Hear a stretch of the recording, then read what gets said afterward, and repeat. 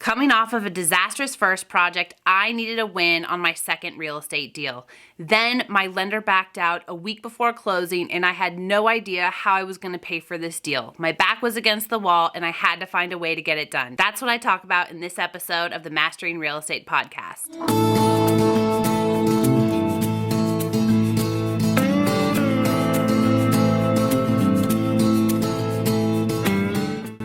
Welcome to the Mastering Real Estate podcast. This podcast is for real estate investors and professionals looking to take their real estate game to the next level. On Tuesdays, I analyze the industry's leading real estate books and break down the main lessons that you can apply to your life and business. Then on Thursdays, I review the lessons I have learned from flipping over 100 houses and being a full-time real estate investor since 2018. Stay tuned each week so that we can all become masters of real estate together.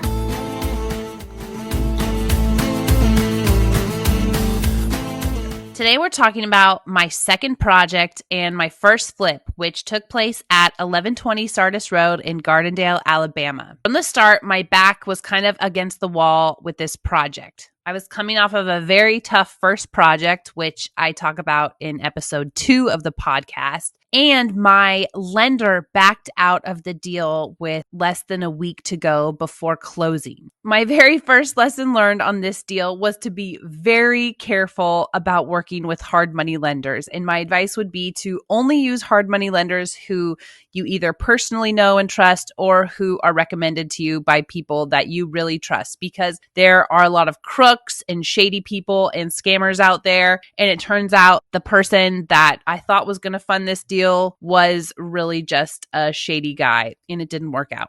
Additionally, at the time, I was still in graduate school and I was flying back and forth between Washington, D.C., where I was doing my master's degree, and Alabama, where I was starting my real estate company. On top of that, the week that my lender backed out, I was scheduled to compete in a big nerdy real estate case competition in San Francisco, which my team did end up winning, no big deal.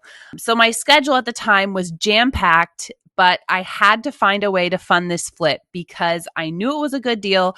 I did not want to lose it, and I did not want to have a second failure right out of the gate in my new real estate career. So the pressure was really on going into this project. Before we get deeper into the story and my lessons learned, I want to review some of the basic property details for this project. This house was a single family house, and the project was a flip in Gardendale, Alabama in 2018. A wholesaler found this deal and brought it to me, and we were able to purchase it for $70,000. We were able to then conduct all the renovations for $16,000, which was amazing, and mostly due to the fact that my general contractor, Chris, at the time did a lot of the labor for free. More on that in a future episode. But we were able to complete the flip quickly in less than 30 days and sell the completed project for $124,000, making a $21,000 profit, which is really not bad for my first flip. Okay, back to my story. So during my flight to San Francisco to compete in this real estate case competition, I knew that I had to find a way to fund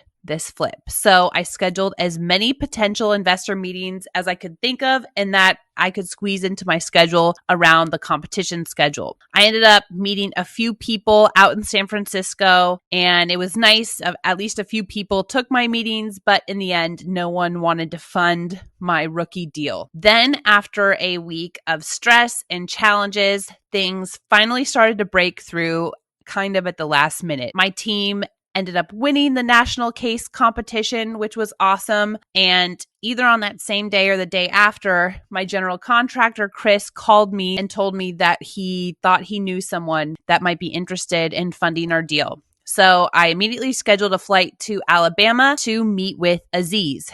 So Chris had known Aziz for years, and he knew that Aziz had always been interested in investing in real estate, but was hesitant to jump in. So we met with Aziz. I explained the deal. I showed him all the numbers, and miraculously, he agreed to fund the deal. Our agreement was that he would fund the purchase price, I would fund the renovations, and we would split the profit on the deal 50-50. At the time, I was just so relieved to have found a private investor and a lending source that I didn't realize that this was actually a much bigger lucky break than simply finding funding for a deal. Spoiler alert is that Aziz would go on to become my business partner in Doratus Properties after funding a few of our successful projects, and I could not be more grateful for him every day. So after doing so many things wrong on my first project, we got a few things right on this project. Number one, I did a very conservative rehab estimate. I estimated our rehab would cost $20,000, and the actual cost ended up being just under $16,000. I think I budgeted 6 weeks for the timeline, and we were able to complete construction in under 30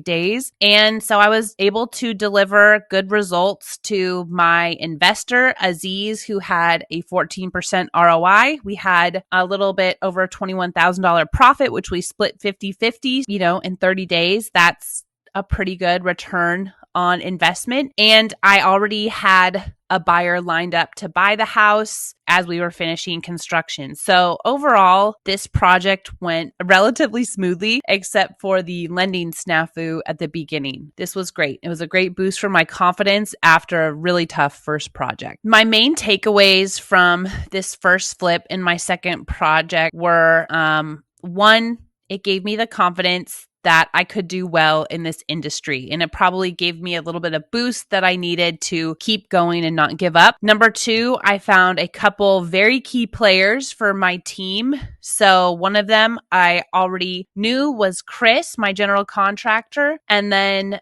number two was Aziz, who funded this deal and a couple others, and who would go on to become my business partner. And number three, be very careful about using hard money lenders. Make sure that it's someone reputable and that you trust. Now that I've been in this industry for a while, I know that there are a lot of shady hard money lenders out there. So this is a lesson that I learned early on, and hopefully something that you can learn and avoid.